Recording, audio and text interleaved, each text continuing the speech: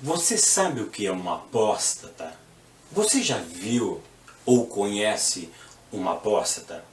Qual é a diferença entre Abraão e você? Essas e outras questões serão respondidas nesta videoaula, então não percam!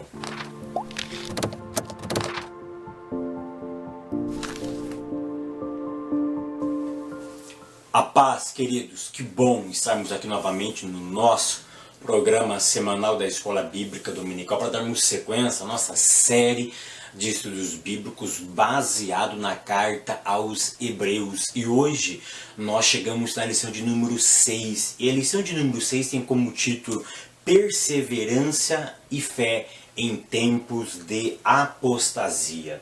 E a leitura bíblica em classe se encontra na carta aos Hebreus, no capítulo de número 6, do verso 1 ao verso de número 15. Então hoje nós iremos focar sobre perseverar e ter fé em tempos de apostasia. Tá? Eu queria comentar com vocês para que vocês assistam até o final, porque no final deste vídeo eu tenho mais uma palavrinha para dar para vocês. Então não percam, tá? Assista toda a aula, espera até o final, porque no final eu vou dar mais uma palavra com vocês. Querido, eu só queria anunciar aqui, tá?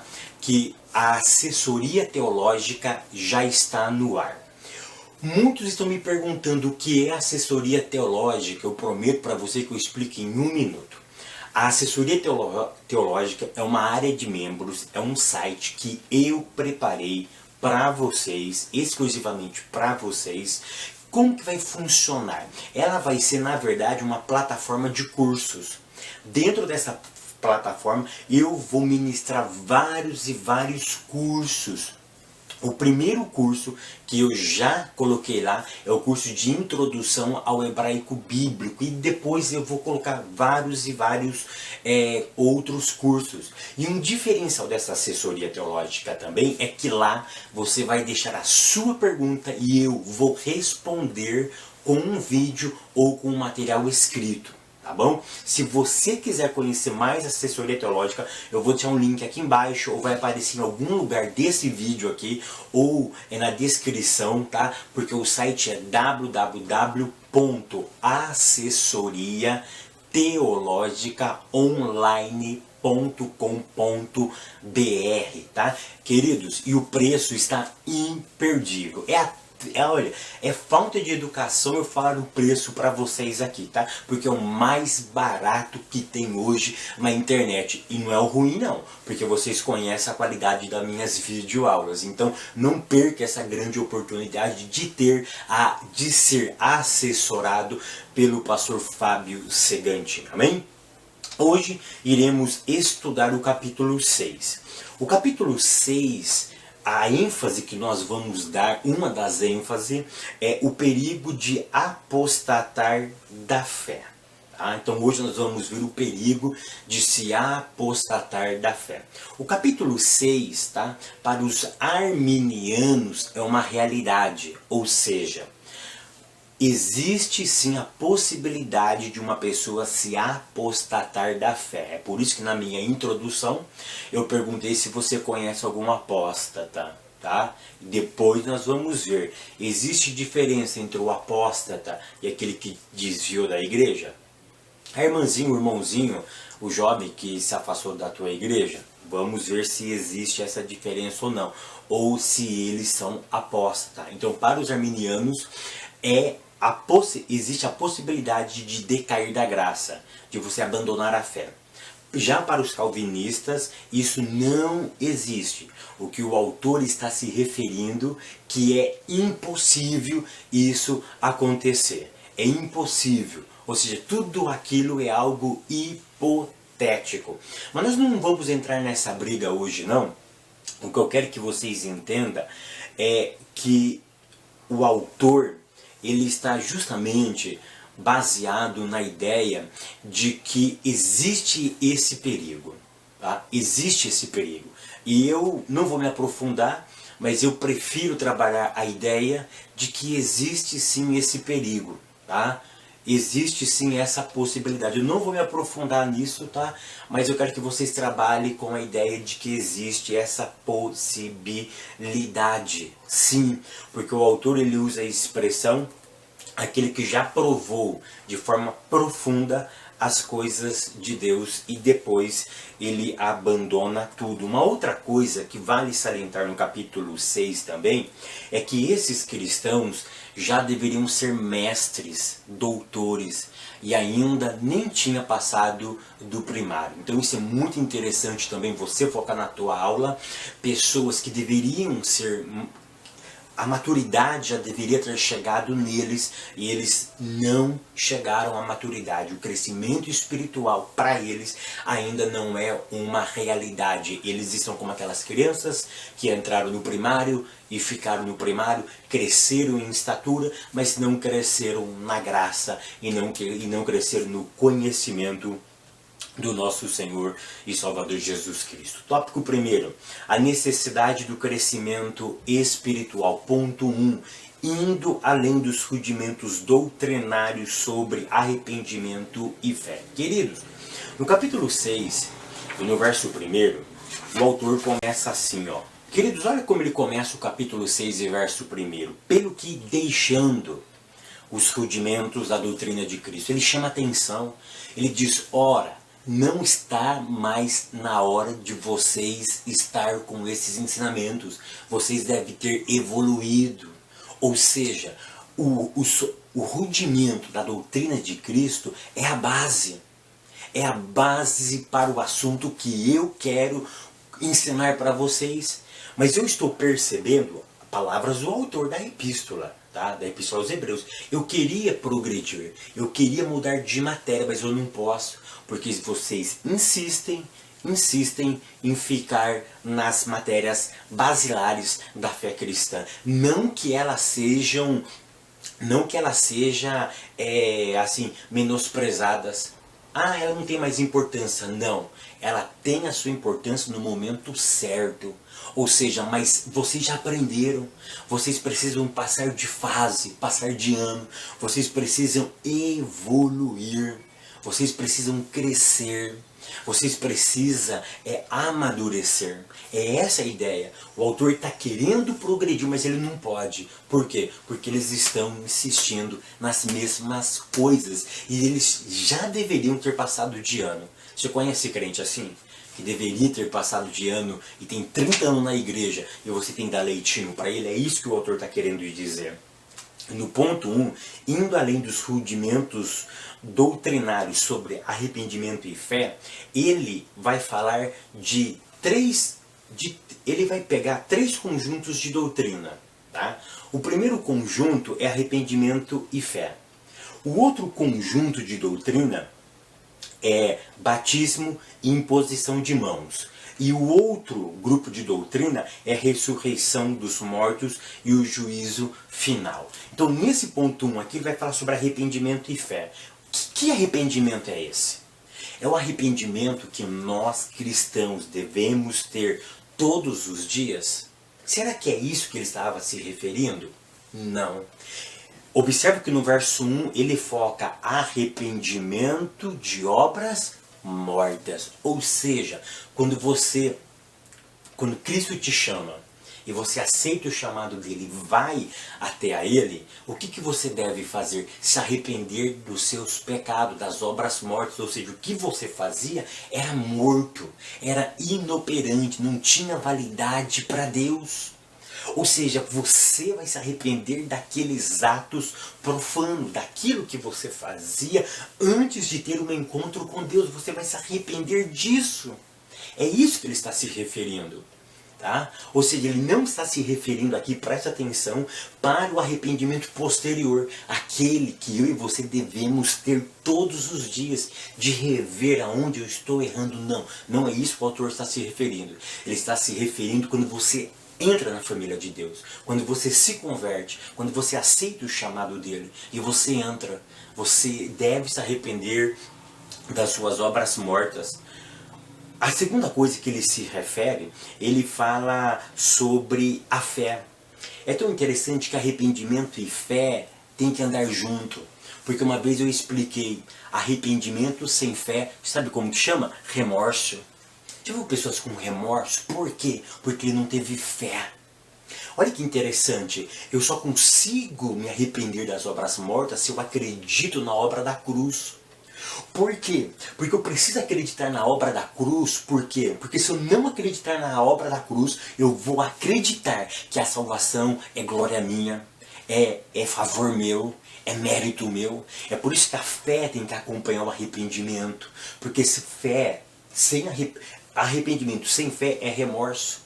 Então a fé, ela existe para quebrar o seu orgulho, para você ter a consciência de que a cruz fez isto na tua vida. Então essa doutrina você recebe logo quando aceita Cristo.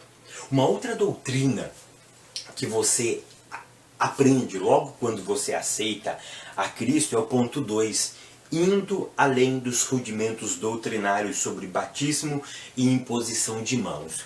Antes de eu entrar aqui, eu comentei com vocês que nós temos 3 grupos de doutrina, beleza? O primeiro é arrependimento e fé, o início da sua conversão. Depois, nós temos mais 2 grupos de doutrina. E é tão interessante que esses dois outros grupos de doutrina, o primeiro deles vai falar sobre batismos e imposição de mãos. E o outro vai falar sobre ressurreição dos mortos e juízo eterno. Olha o que eu quero que vocês entendam. Primeiro você se converte, arrependimento e fé. Não é mérito seu, é mérito dele. Pronto, porque é fé. Se não tiver fé, é remorso. E remorso não dura para sempre. Olha que interessante. Agora, se aprofundando em posição de mãos e batismos. Isso se refere a quê? Isso se refere ao relacionamento dessa terra. Porque batismos, no plural, e imposição de mãos, acontece neste mundo. Juízo final e ressurreição dos mortos é matéria de escatos, de escatologia. E aqui agora onde começa a ficar interessante, tá? Aonde nós vamos pôr em prática o assunto. Ponto 2. Indo além dos rudimentos doutrinários sobre batismos e imposição de mãos. Qual é a ideia básica quando eu penso em batismo? Você está pensando em mergulhar. Você está pensando quando você foi batizado lá na Assembleia de Deus. Lá, seja qual for a igreja que você participa, você um dia foi batizado, as águas te submergiram, você foi imerso dentro das águas, tá? A ideia, observe que a palavra está batismos, e eu li várias obras e a maioria delas vão falar a mesma coisa, que o autor está se referindo às outras religiões. Querido, eu vou respeitar essa posição, mas eu não concordo. Eu quero dar o meu posicionamento sobre a palavra batismos. Lembra que eu falei para vocês que essa carta foi dada a quem? A judeus messiânicos. Olha que interessante, ele foi dado a judeus messiânicos. Batismos aqui está no plural. E olha que interessante, quando o judeu ia chegar perto do tabernáculo, dos primeiros utensílios que ficavam no tabernáculo era uma bacia. E eles tinham que se lavar. E eles passavam por uma imersão. Sabe o que o autor está querendo dizer aqui? O tema que ele está levantando aqui é santidade ao Senhor. Por quê? Porque os judeus tinham ritual. E esses rituais serviam para tudo. E a imersão era o primeiro ritual de um judeu, quando se apresentava diante do Eterno. E depois ele tinha diversos outros rituais relacionados com água. Por exemplo, lavar as mãos, lavar os pés. Ou seja, o sacerdote tinha que se banhar em alguns momentos específicos. O que eu quero que você leve para a classe de vocês, que vocês aprendam aqui, é o seguinte. O autor está dizendo o seguinte: depois que vocês se converteram, depois que vocês aceitaram a Cristo, entenderam que a cruz é suficiente, vocês precisam exercitar a santidade ao Senhor. É por isso que ele usa batismos no plural, que ele enfoca santidade ao Senhor. Ele não está se referindo qual é o batismo certo ou errado. O que ele está focando aqui é que eu preciso ter uma vida consagrada a Deus. Eu preciso me relacionar com o Eterno. É isso que ele está querendo dizer. E o que significa imposição de mãos, Fábio? Imposição de mãos é algo fantástico dentro da cultura judaica. Porque a palavra em hebraico aqui é simchá. Simchá, é claro que essa palavra foi evoluindo, o conceito dela foi evoluindo, mas é uma imposição de mãos que lhe dá capacidade e autoridade, é ortogada, autoridade para você exercer uma atividade no reino de Deus. Olha que interessante. Olha que interessante. Você tem santidade ao Senhor, você é separado. Aí, imposição de mãos, ou seja, você dentro do reino de Deus foi separado para uma obra específica. O próprio Eterno fez em você uma simchá, ou seja, ele impôs a mão sobre você, que de forma mais profunda nós poderíamos dizer, foi quando o Espírito Santo veio, desceu sobre você. Era como se o Eterno estivesse colocando as mãos sobre você. E você recebeu autoridade para fazer a obra de Deus. Tá? Ponto de número 3. Indo além dos rudimentos doutrinários sobre ressurreição. Olha que interessante, note que primeiro ele trata de assuntos terrenos. Ele acabou de tratar de santidade aqui nessa terra e trabalho, serviço na obra do Senhor. São coisas que ficam aqui nesta terra. Aí depois ele vai falar sobre ressurreição e juízo final. A ideia aqui é simples. Ou seja, o que você faz aqui nesta vida refletirá na eternidade. É claro que ele não está dizendo que nós somos salvos pelas obras, porque ele já trabalhou isso no verso 1. Que eu preciso ter fé, acreditar que a cruz é suficiente. A cruz que me salvou. Mas todo salvo precisa praticar boas obras, não para ser salvo, mas para demonstrar que é salvo. Ou seja, então ele diz, você tem que ser separado, você foi separado para fazer o quê? Para uma obra. Agora a morte vai chegar. E quando ela chegar, você vai ter certeza de duas coisas. O que? O seu corpo vai ser ressuscitado. E vai ter um juízo. Ou seja, o autor está deixando muito bem claro. Você precisa ser um crente fiel nesta terra. Por quê? Porque o justo juiz vai decretar aquilo, a sua eternidade. Não baseado no que você fez necessariamente, mas ele é justo. E seria injusto da parte dele mandar um justo para o inferno e um injusto para o céu. Ou seja, esse texto está deixando bem claro que o Eterno julga de forma justa e que lá na eternidade, não importa se você fez aqui nessa terra, se você foi cristão ou não, ambos vão ressuscitar e ambos vão comparecer diante do tribunal de Cristo. Queridos, tópico 2. A necessidade da vigilância espiritual. Ponto 1. Apostasia. Uma possibilidade para quem foi iluminado e regenerado. Nesse ponto eu quero salientar algumas coisas. Primeira coisa que eu quero salientar, que a apostasia é uma realidade. Ponto. É uma realidade. Tá? A segunda ideia que eu quero trazer para vocês é, não confundam, pelo amor de Deus, o apóstata com uma pessoa que se afastou da igreja. Sabe aquele irmãozinho que estava sempre e hoje ele não está mais com vocês? Mas ele tem o temor, ele tem o respeito, a reverência pelas coisas sagradas. Quando você prega o evangelho, ele fica de cabeça baixa, ouvindo, quietinho, eu preciso voltar. Não confunda, ele não apostatou da fé, tá? Pelo amor de Deus, não leva isso para sua classe, que isso não é bíblico, tá? Uma outra coisa que eu quero salientar com vocês é o ponto 3, né? A terceira ideia que eu quero trazer para vocês é o termo adinato. Adinato significa incapaz, impotente, sem reação, impossível, ou seja, não tem mais jeito. Ou seja, a palavra adinato, ela é a palavra impossível. Quando o autor diz é impossível, quem?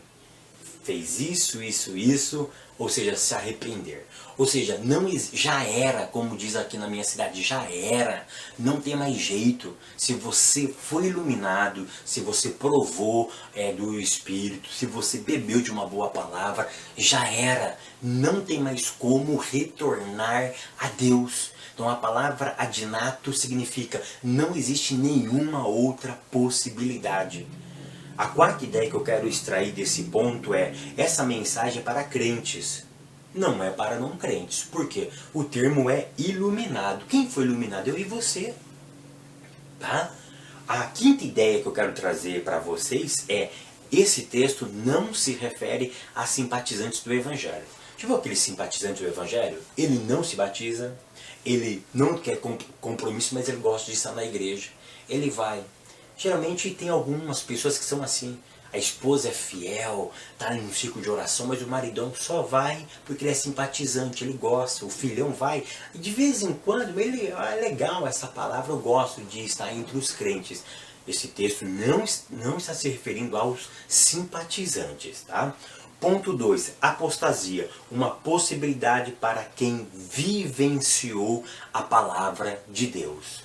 Queridos, o ponto 2 é muito interessante. Apostasia, uma possibilidade para quem vivenciou a palavra de Deus. Observe que agora o texto está evoluindo, tem uma crescente. Primeiro foi iluminado. Segundo, participaram do Espírito Santo e da boa palavra. Eu quero focar nesse ponto aqui, a boa palavra. Ele está se referindo a pessoas que ouviram o verdadeiro evangelho, porque o apóstata não serve para quem não ouviu a boa palavra. Testemunhas de Jeová são apóstata? Negativo. O que nós chamamos de seitas são apóstatas? Negativo. Por quê? Porque eles nasceram ali, abraçaram aquela fé. Então perceba que precisa ter ouvido a boa palavra. Não é qualquer palavra, não é qualquer evangelho, porque Paulo diz que existem vários evangelhos. Ele traz essa possibilidade de que exista vários evangelhos. Mas a questão aqui não é ter vários evangelhos, é ter ouvido uma boa palavra, tá? É ter ouvido o verdadeiro evangelho. Ponto 3. Apostasia, uma possibilidade para quem viveu as expectativas do reino. O que significa isso? São pessoas que vivenciaram o futuro. São pessoas que trouxeram, estão trazendo o futuro para o presente. Já viu aquela expressão, nós estamos vivendo o antigozo do céu? Ou seja, nós estamos antecipando o céu. Nós estamos aqui no ensaio, como muitos pregadores dizem. É essa a ideia. Ou seja, eu trouxe o céu, antecipei a eternidade um pouquinho aqui. Ainda que seja mínimo o sentimento que eu tenho em relação ao que vai ser. Mas eu estou vivendo já, por exemplo, também existe uma interpretação que eu acho fantástica, que isso significa a era messiânica, quando Cristo literalmente reinará sobre essa terra. Ou seja, nós já estamos vivenciando essa era. Por quê? Porque Cristo não reina em mim, Ele não reina em você. Então eu e você estamos trazendo a era messiânica para esse tempo presente. Por isso que o tema da nossa lição é justamente esse: perseverança e fé em tempos de apostasia. É trazer a era messiânica presente. Não a sua totalidade, mas um pouquinho dela. Antecipar este momento, trazer para cá. Tópico 3. A necessidade de confiar nas promessas de Deus. Ponto 1. O serviço cristão e a justiça de Deus. Agora, ele vai animar. Agora ele vai estimular, ele vai encorajar. Querido, deixa eu dizer uma verdade para você. Ele pegou pesado, pegou mesmo. Mas sabe por quê? Porque ele ama. Deus nos ama. O autor estava preocupado com essa comunidade. Querido, quando Deus nos corrige, aprende uma coisa, não é porque Ele quer o nosso fim, não. Porque Ele quer o melhor para a nossa vida. Ele quer que nós crescemos. Ele quer que nós amadurecemos na fé. Aprenda uma coisa: Nem tudo está perdido na tua vida. Se você está me ouvindo aí, é sinal que você tem vida e ainda há esperança para você. Leva isso para a classe de vocês. Se eles estão ali, é porque existe esperança para eles. Existe esperança para mim. Existe esperança para você. Nada está terminado. Deus, na sua justiça, Ele não esquece de nada. O autor vai dizer sobre as obras que eles estão fazendo. Não que as obras deles iriam salvar, negativo.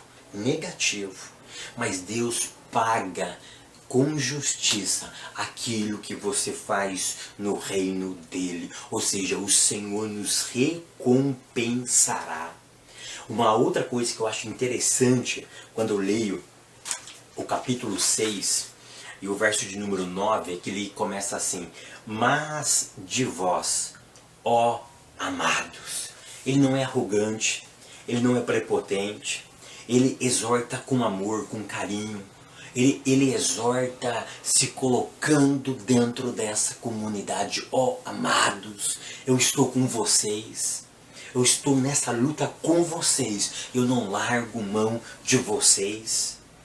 É interessante nós vermos o autor e muitos pregadores, muitos professores que gostam de bater nos alunos, que gostam de bater na igreja. Querido, se isso não for se nós não exercitarmos isso com amor, não é bíblico. É isso que Paulo recomenda. Se o teu dom é exortar, faça isso com misericórdia. Não faça com arrogância nem com prepotência. Não funciona, tá? Ponto 2. A perseverança de Abraão e a fidelidade de Deus. Querido, nesse ponto, vocês estão cansados de ouvir sobre Abraão.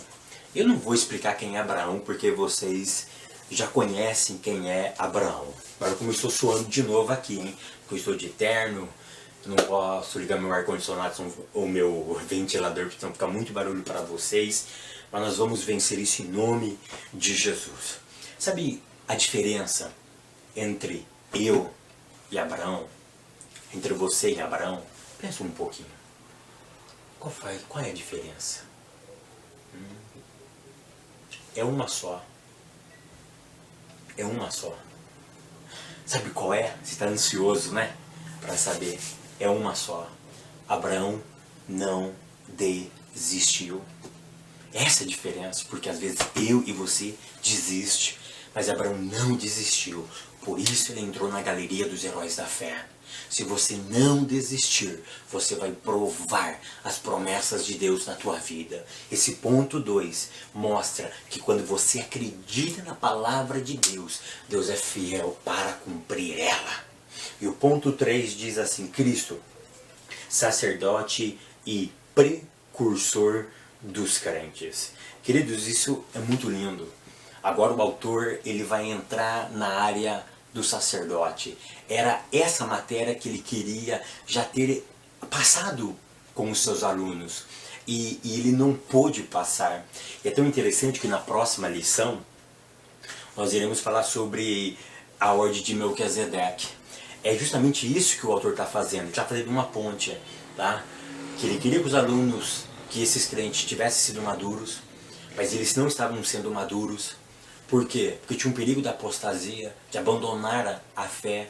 E aí ele trata com carinho, com respeito, ele trata com moderação esses crentes. E agora ele vai introduzir Cristo. Ele vai dizer que Cristo foi um ser que alcançou a maturidade, porque ele entendeu o seu chamado. E o ponto 3 aqui vai salientar justamente isso, tá? É essa ideia que eu quero trazer do ponto 3. Os professores vão trazer outra ideia, mas eu quero trazer essa ideia. Se nós estamos numa ideia de maturidade, se nós estamos na ideia de apostasia, Cristo foi maduro, Cristo evoluiu, Cristo cresceu em estatura, em graça e conhecimento diante de Deus. Eu termino essa aula dizendo: Deus não quer simplesmente que você conheça teoria, mas que você leia a palavra de Deus e pratica ela. Foi como Deus disse para Josué: não desvie dela, nem para a direita e nem para a esquerda. Do que? da Bíblia Sagrada. Dê mais valor à palavra de Deus. Dê mais valor ao que está escrito na palavra de Deus, que eu tenho certeza que Deus vai prosperar o teu caminho no meio da apostasia. Que o Eterno continue abençoando a vida de vocês, o ministério de vocês, a casa de vocês e até semana que vem, querendo Deus. Queridos, como prometi no começo da aula, eu vou dar uma palavra rapidinho para vocês, tá? Aquele projeto que eu falei no começo, na última aula com vocês, eu tenho um nome para esse projeto. Eu estava orando há muito tempo, tem mais ou menos uns 3 anos atrás, e Deus me colocou esse projeto. Eu gravei uma aula sobre ele, nunca mais falei sobre esse projeto. O Dr. Caramuru até me parabenizou na época por esse projeto e eu quero recolocar ele novamente em prática. Chama Projeto Malaquias. Plantando hoje, colhendo amanhã. E eu disse na última aula que eu preciso da ajuda de vocês. Para quê? Porque eu quero alugar uma sala, equipar essa sala com qualidade. Para quê? Para que lá seja o nosso, eu falo nosso porque ele é meu e seu, o nosso quartel-general. Lá eu vou gravar as minhas aulas. Lá eu quero fazer pregações, é isso mesmo, pregações evangelísticas também, para alcançar almas ao Senhor. E para isso eu conto com a tua ajuda, meu irmão. Eu conto com o teu apoio. Eu não quero milhões, não. Eu publiquei um vídeo, esse vídeo vai aparecer aqui, ó, que eu explico mais sobre o Projeto Malaquias. Se eu tiver 1000 pessoas, se eu tiver mais, melhor, mas se eu tiver 1000, que me dê apenas, irmãos, apenas 10 reais. 10 reais. Vocês vão potencializar o meu ministério. Vocês vão potencializar aquilo que eu quero fazer. Tá? Eu não estou pedindo para me enriquecer, não. Eu não estou pedindo para eu conseguir coisas para mim, não. É para o reino. Eu preciso de 1000 pessoas, 1000 voluntários no Projeto Malaquias, plantando hoje, colhendo amanhã. Eu preciso de 1000. Se Deus tocar no seu coração, Deus já começou a tocar. Tem irmãos que estão mandando 100, 50. Querido, eu preciso de 1000. Se eu tiver 1000 valentes, 1000 pessoas, que Deus está tocando no seu coração agora, me ajude. Eu vou fazer o seguinte, eu falei que eu ia deixar um link, não deu para eu fazer esse link, tá? Eu vou deixar o número da conta bancária aqui embaixo, na descrição desse vídeo, vai aparecer em algum lugar nesse vídeo, e conforme vai passando o tempo, faça um compromisso com Deus. Faça de contribuir mensalmente, porque eu vou alugar uma sala. Eu quero alugar essa sala. E quando eu alugar, eu vou lá, eu vou filmar, porque vocês vão fazer parte desse projeto. E eu conto com a ajuda de vocês, tá? Projeto Malaquias, plantando hoje, colhendo amanhã. Que o Eterno continue abençoando a tua vida, a tua casa, a tua família e até semana que vem, querendo Deus.